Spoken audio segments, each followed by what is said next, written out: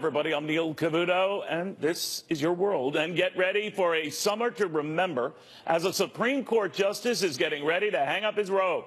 We've got you covered with Joe Lieberman on the very big battle to come. Religious leader Bob Vander Plaats on the holy war. Yeah, you heard me right.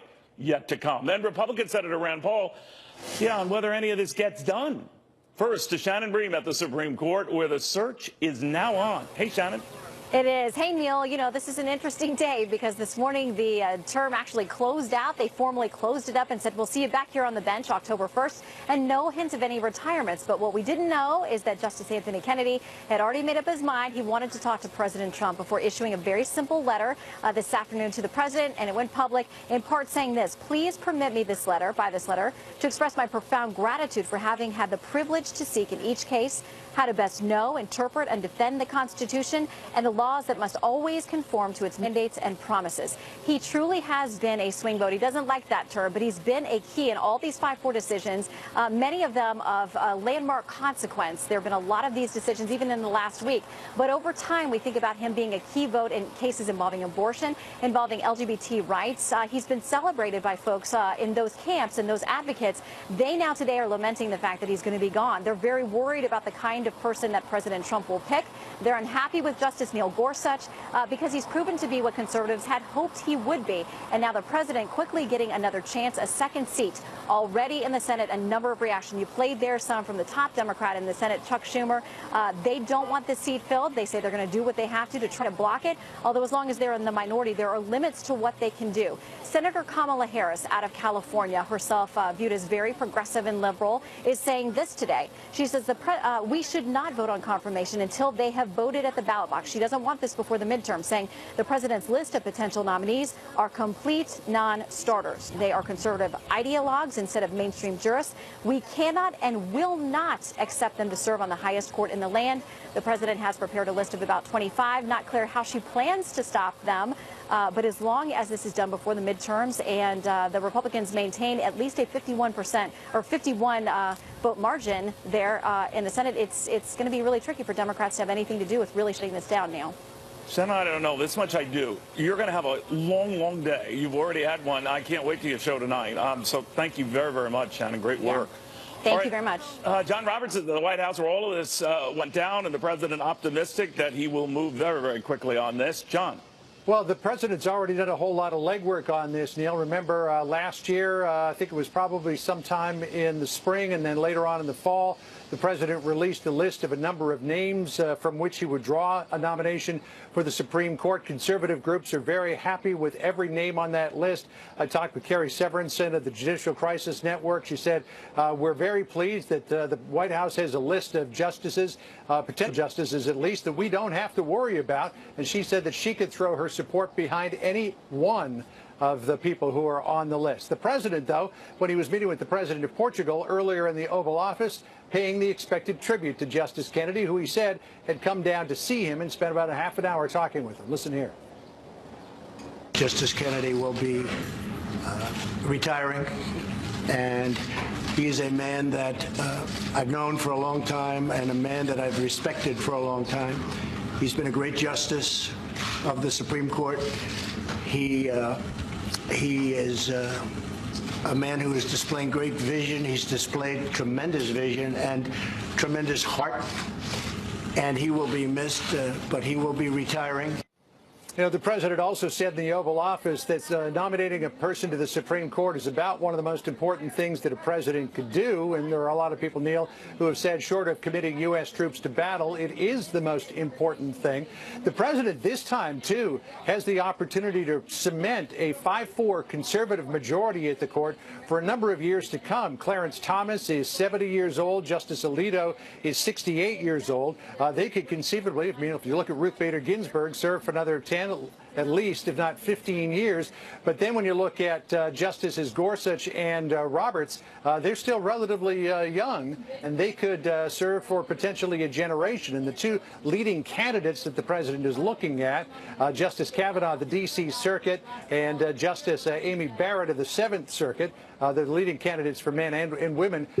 Barrett is in her mid-40s, and Kavanaugh is about 53 years old. But the president has to take that list of 25 and narrow it down to a single person. The president said that discussion began today with Justice Kennedy. Listen here. Had a very deep discussion.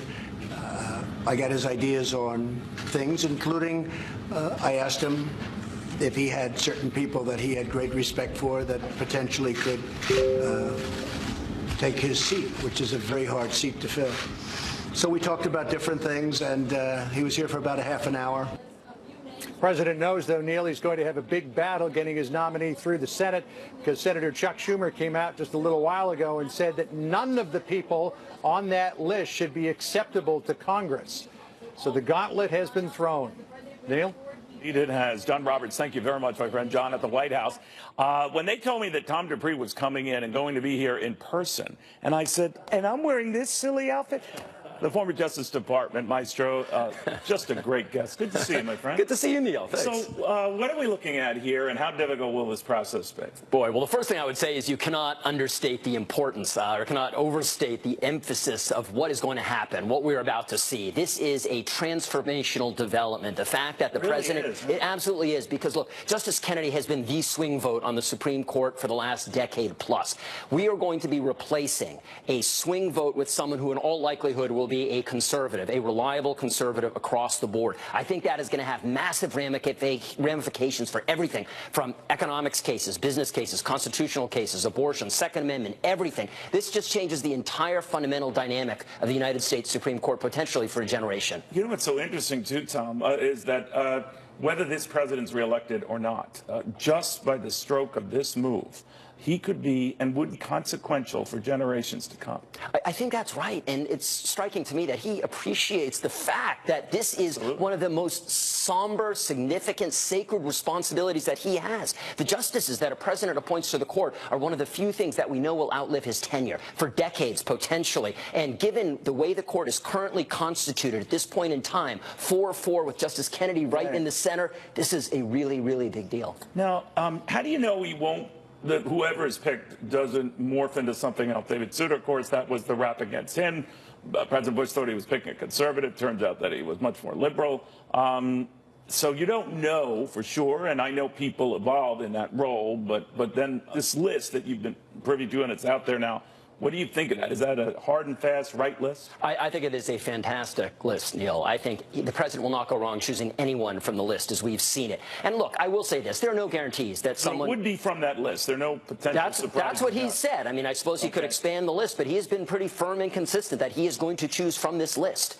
And I would say that while there are no guarantees that someone will adhere to the ideology and the thinking about the Constitution that he or she brings to the office, at the same time, I think the vetting process is very different today than it was back during the first President Bush when Justice Souter was selected. Right. You'll recall at that time, the first President Bush made the decision based on kind of his gut feel that, you know, certain people on his staff had recommended. Him that this New Hampshire guy is absolutely. What you think, right? They said he'll be a home run for conservatives. You know what he wasn't? He wasn't even a single. But I think at this point, we are now sufficiently sophisticated in the process that people who are advising the president can look at the track record. What has this person written? What has this person said about the Constitution? So by the time the president ultimately makes his decision, I think he can have a very, very good degree of confidence that this person is as advertised. But it's a 50-49 Senate right now with the Republicans, right? And given John McCain's absence, and I'm wondering, I mean, you need every Republican on board, right? Assuming every Democrat rejects. There's not much margin for error, and I think that will play a huge role in that this is not going to be a slam dunk, whoever the president puts in. Gone are the days we had 97-0 votes, right? Right. I know. It's funny. Justice Scalia was confirmed unanimously. I mean, can you imagine something like that happening today? So whoever he chooses, I think it's a safe bet. This is going to be one of these razor's edge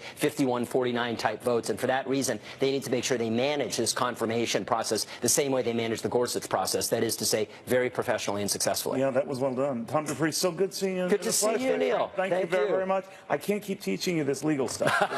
You're a quick study. There we go. All right, we have a lot more coming up. Rand Paul's read on this, a very, very, of course, influential senator. He is his own man when it comes to these things. So early reads on what he's thinking, what he thinks his colleagues will be thinking after this. Soon know what the president wants to do about this, replacing Anthony Kennedy on the Supreme Court here. Now, much of this was telegraphed. It was just a matter of when, we were told, not even if. But again, as we indicated, the Supreme Court justice indicated to the president today, He wanted to stop by, talk to the president, tell him in person that he wanted to step down. And now the choices. The president has a list. He's going to use that list. Now, on that list, so happens to be the Utah Senator Mike Lee. I want to get the read on that from Kentucky Senator Rand Paul, what he makes of that. One senator on the list, Senator, and your colleague Mike Lee. How do you feel about that? I think it'd be a great pick, but I think I'd hate to lose him in the Senate. You know, he and I are allies on so many things, constitutional war powers, criminal, justice reform, personal privacy, all of these issues. Mike Lee has been right there with me, so I'd hate to lose him from the Senate.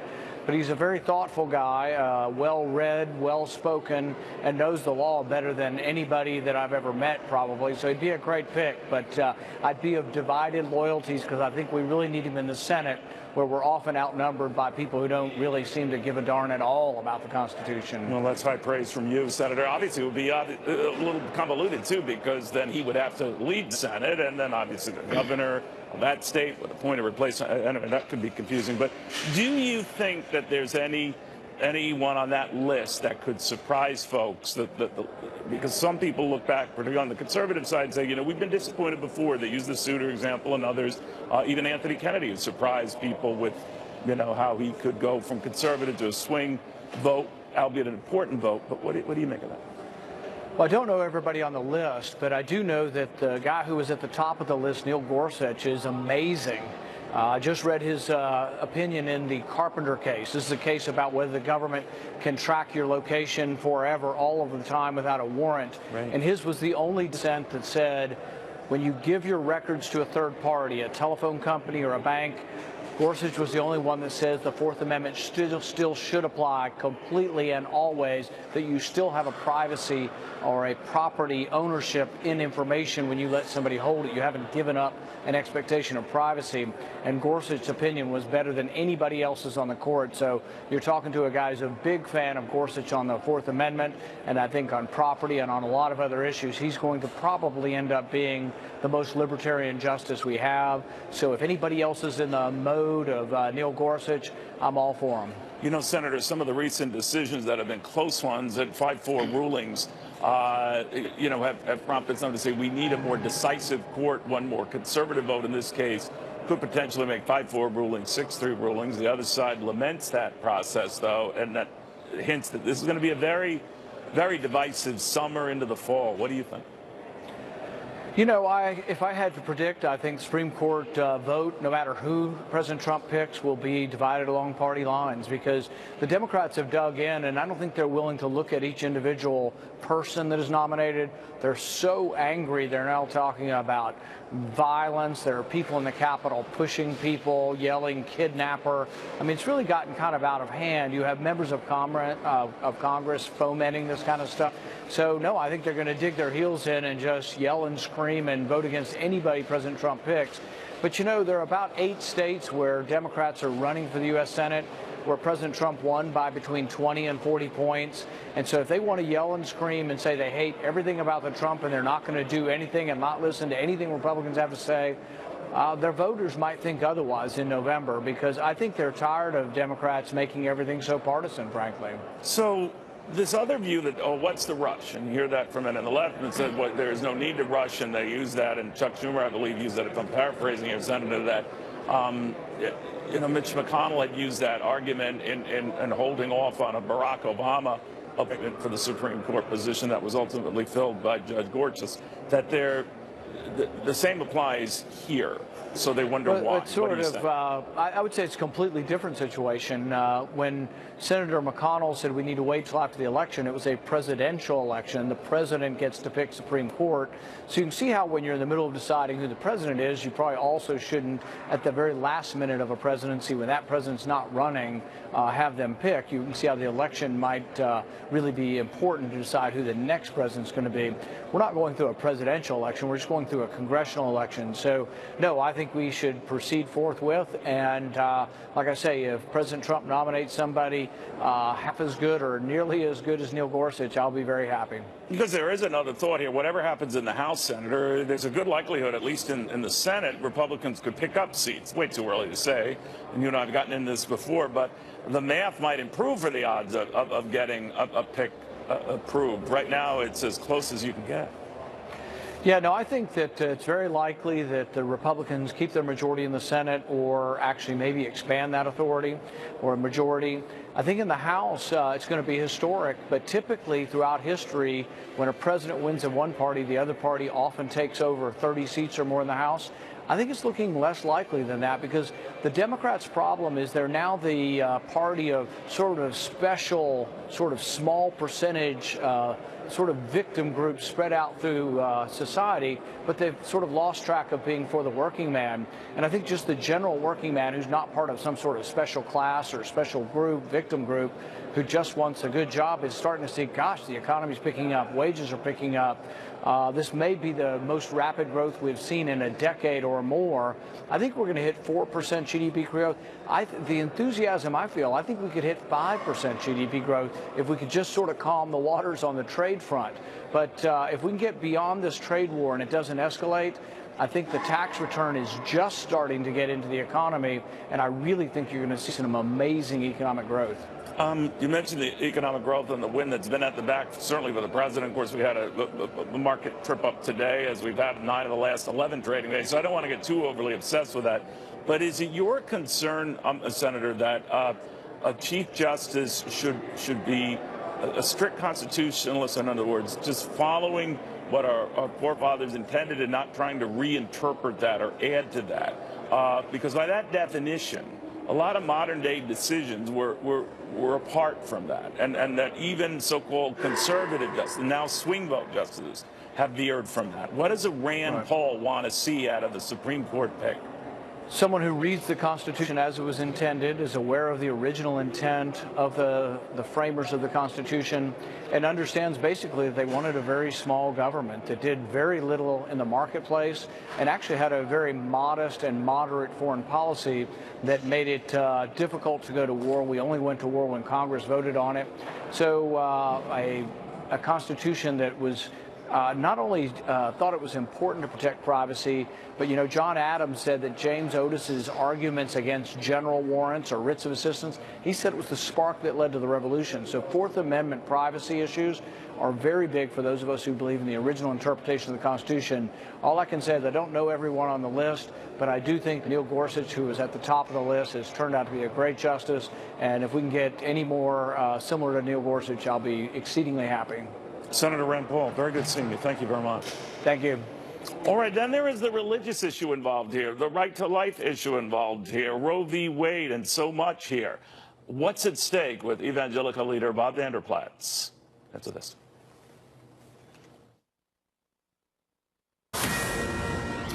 All right, you could mark it consistently and like clockwork every time a Supreme Court position opens up. The first issue that comes to mind is Roe v. Wade, right to life. The whole abortion issue comes back.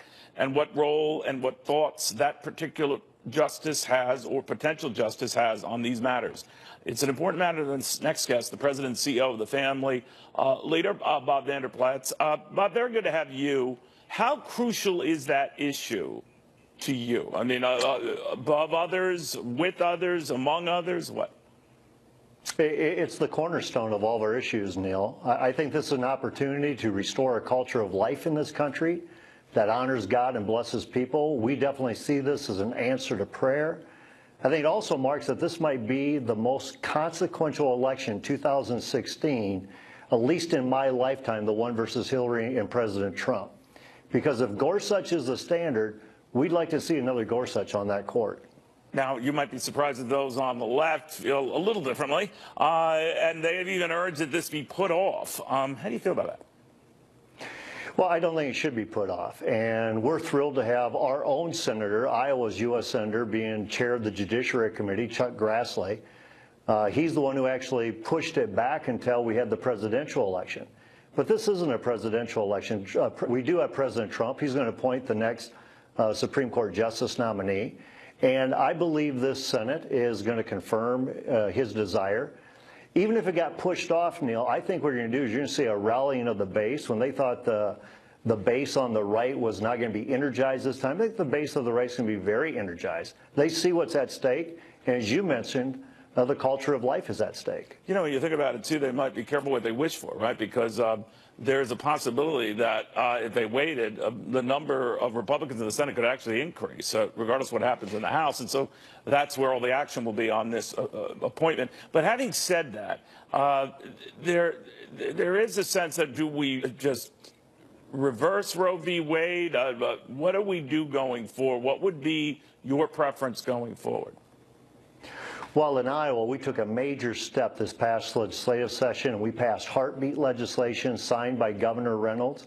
That whole legislation was aimed and purposed to take down Roe v. Wade. Because, Neil, you'll understand the crux of the Roe v. Wade argument was if we could ever determine that that baby was a person, that whole case collapses. A heartbeat does that. We knew the courts were going to be changing. We didn't know Kennedy was going to be retiring. But we knew if Gorsuch there, and if Kennedy did retire, or if Ginsburg stepped off the court, we knew Trump was going to be a constitutional conservative president who would appoint constitutional conservative judges. And we have a chance to take down Roe v. Wade. This is a historic moment in the pro-life community today. Let me then go on to gay marriage, Bob. There's a sense that that is now settled law. And the Supreme Court has settled it not once, but twice, technically 3 times. Do you agree with that? No, I don't agree with it. I think God's design for marriage and family, we will revert back to that. I think the reason you're seeing Senator Schumer and others being so upset about what's taken place today, everything that they've run through and got passed has been through the courts. It hasn't been through the people, hasn't been through the elected office holders, and now the courts are changing. And so we think marriage needs to be debated again. And we think we, the people, should be deciding. Reverted back, do you mean that marriage can only be accepted between a man and a woman? Yeah, I do believe that. I believe we as a society will. Marriages that we've seen, same-sex marriages that we've seen, would it be your view then, Bob, that this new configured Supreme Court down the road, assuming it's more conservative, should recognize that as well and upend all of these gay marriages? Well, I think what we should do as a culture is return back to the way God designed and intended it. And that is between a man and a woman. Those are parameters. But that would be very big news. That would be very big news to a number of gays and those who welcome these 3 decisions, technically 3, that has now seen marriage in that expanded light. You do not, and you don't think we should. No, I don't think we should. And I think we're going to continue to have this conversation as a country, but we're going to do it in the right process. And that's why I think what you saw with your previous guest, Rand Paul, wanting a constitutional, conservative Supreme Court justice who understands it's not their job to make law, and it's not their job to rewrite the Constitution. A constitutional amendment is done by we, the people, not by 5 Supreme Court justices. So I think there's going to be a lot of issues up for debate. But in large part, this is a very exciting day for those who believe in the fabric of the Constitution today. Bob Vander Plaats, the CEO of the Family Leader, thank you. Very good seeing you. Good seeing you, too. Thank you, Neil. All right. He was a Democratic vice presidential candidate, an independent United States senator after being a Democratic senator, a very prominent leader on this whole issue that's about to come up to his old colleagues in the United States Senate. What does Joe Lieberman make of what the good Reverend just said, of what Ron Paul has been saying, and what everyone seems to be saying in between about a royal battle to come, of course, from Rand Paul and others? Joe Lieberman is next. The next step is that we have to wait for the president to make a decision. And I don't have any idea who that is, but we do know what the president has said in the past, that probably nominees would be coming off of a certain list that he put forth. I think that it'd be better to say that that would be the type of person that he might select. All right, pay attention to that man, because Chuck Grassley runs the Judiciary Committee, and it is through that committee that all these options will run, and ultimately candidates will be accepted or rejected. Obviously, the president, given the time crunch here, has got to hope for sooner rather than later. He can't make a bad choice, because that will obviously compound this, and the more controversial It drags into next year and God knows what else. Former Democratic Senator, former Vice Presidential candidate Joe Lieberman on all of this. Good to see you, Senator. You too, Neil. Good So to be you here. can't afford to make a mistake if you're the president, right? Or a nominee that doesn't click, right? Yeah, right. You know, in this kind of circumstance where there's a lot on the line, we say that in America nobody is above the law, and what we really mean is nobody is above the law as interpreted by the Supreme Court. So this opening on the court is really important to our future. You might think that the president would look for a moderate here to try to engage a few moderate Democratic votes. I don't think so. I think he made a commitment during the campaign. He's going to take his nominee off the list provided by the Federalist Society or the Heritage Foundation, and it's going to be a real conservative. Obviously, what they got to watch out for is that the person doesn't have anything in their personal background that would lead members of the Senate And to you vote need against all 50 Republicans, is usually 51, but your friend John McCain, of course, battling brain cancer, is not going to be there for that. So every single one of them, assuming you don't get a single Democratic vote, is going to be needed, right? It's going to be needed, and it's going to come down. I heard the last segment on the show, your discussion, and if this nomination looks to be someone who will definitely or probably overturn Roe versus Wade, that's a direct challenge to at least two of the Republican senators, Susan Collins and Lisa Murkowski, who have a pro-choice voting record. So my guess is the president avoids that kind of person, and the nominee avoids that kind of disclosure or statement in the hearing. They're before usually the Judiciary very good. Committee. Gorsuch was good at this, and Yeah. most of the worthy candidates are, whether on the left or the right, avoiding direct answers to those questions. But I do want you to react. Dianne Feinstein is out with a statement saying that we're now 4 months away from an election to determine the party that will control the Senate.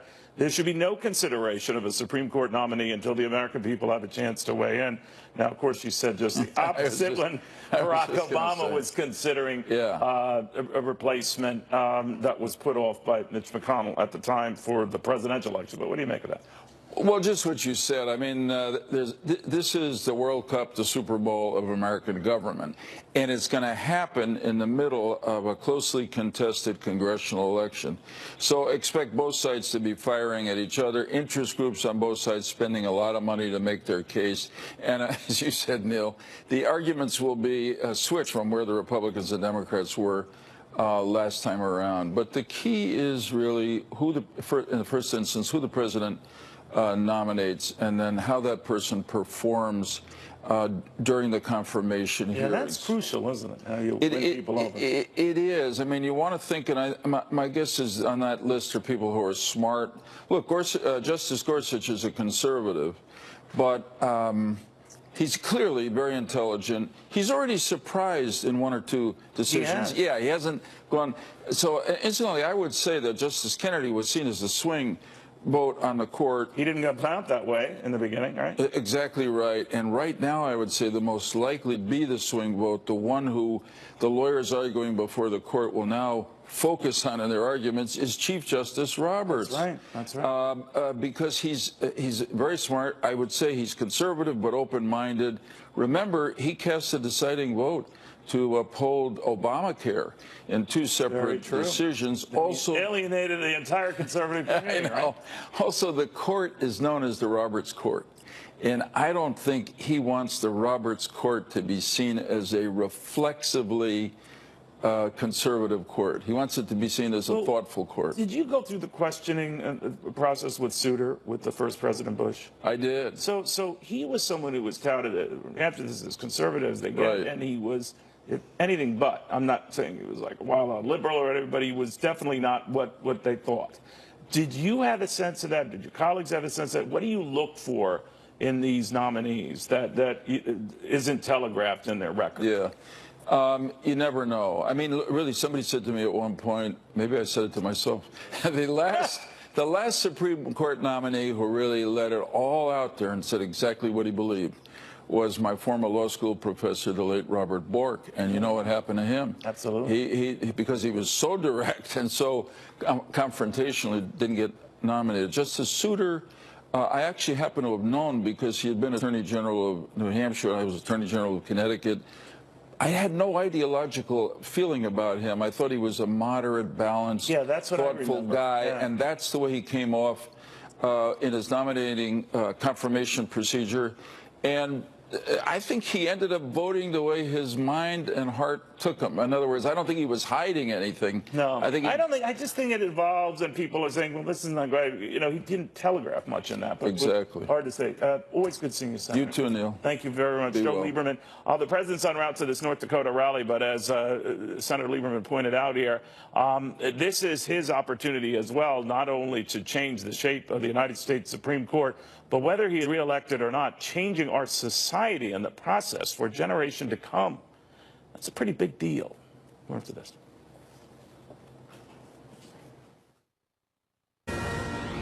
It's up to the worker to decide what they want for themselves, not some other larger entity.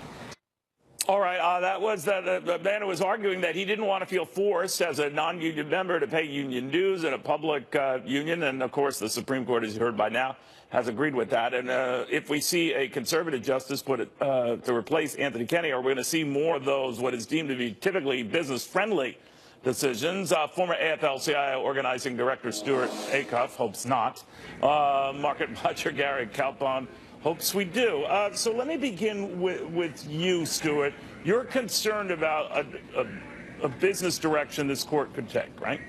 I am. And Neil, everything in public life today has to be laid against the backdrop of 40 years of stagnant wages. And so here we're in this period with this Supreme Court where they gave ultimate power and say to corporations in the Citizens United case, and now in this case reverse 40 years of precedent. Remember, the ruling, the Abood ruling, which made the precedent here, was made in the late 70s. And so they reversed precedent to further weaken the voice of working people and further weaken labor unions, which is part of the problem. It's the main part of the problem, that we're losing our middle class. All right, well, that's been happening, certainly to your point, with private unions that only 6% of the workforce now, 30+% when we look at the public side. That could change. So, Gary, from your vantage point, you're saying this is about free choice, right? Free choice, freedom, and I completely disagree. This strengthens workers. What is the matter with workers being able to have a choice and not have an entity taking their hand, sticking it in the pocket, and taking money out when somebody disagrees what they are doing? And let's be clear, these unions are political organizations right now. This is a great capitalist move, and you know, you talk about precedent. It's been a bad precedent for 40 years, and it's about time something like this happen, and I'm surprised, well, not surprised, but this should be 9-0, not 5-4 in the Supreme Court. This is an anti-free market move. You're taking the power and the right of workers in unions to decide for themselves together what they want and what direction. Unions are not political organizations. Guys, I hear where you're primary. coming from on this issue. I just want to step back on what you're worried about with this now change in the Supreme Court. Stuart, you don't want to see more such decisions like this. It looks like you're going to. No, I don't want to see more decisions to weaken the voice of workers in America. But Gary, you welcome it. You welcome it. Wait, Neil, I got to correct something here. Workers cannot be charged union dues against their will in any workplace in America.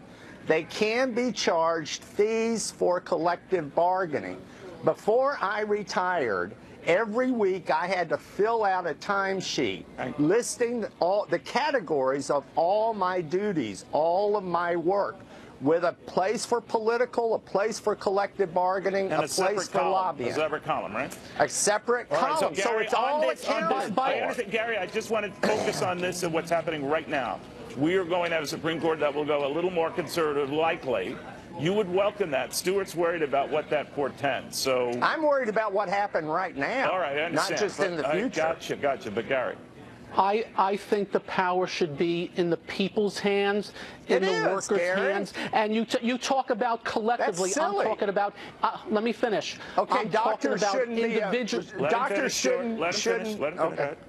I'm talking about individual choice at this point. And by the way, this is a great opportunity. Let me finish. This is a great opportunity for the unions. They have not earned their keep for years. Now they have a chance to do that. If they have such a great product, market it to these workers, Gary, sell themselves better, do the right thing, and you will. And those 5 million people will continue to pay into it. Just like I built a public employee union in Georgia with no rights. We'll see. We will continue to organize. Bottom line, the way this court is going to make up, but we if you could see more want of it. teacher strikes, that's what you got coming. All right, guys, I want to thank you both very much. This wasn't really what I Great to see you, get Neil. your thoughts on this new Supreme Court change, but you know you can't always hit it out of the park each day, and you save time with people talking over one another. We'll have more after this.